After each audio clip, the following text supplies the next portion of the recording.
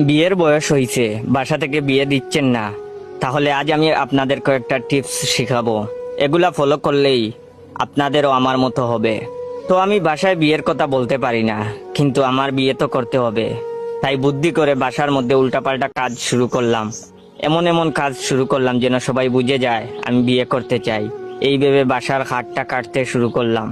সবাই যখন জিজ্ঞেস করলো খাট কেটে কেন দুভাগ করছি, তখন আমি বললাম এত বড় খাট থেকে কি লাভ, আমার তো বউ নাই, একা একা এত বড় খাট লাগবে না আমার।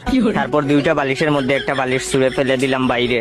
এটা দেখে সবাই জিজ্ঞেস করলো বালিশ কেন বাইরে ফেললাম, তখন আমি বললাম বউ নাই, তাহলে দুইটা বালিশ দিয়ে কি হবে।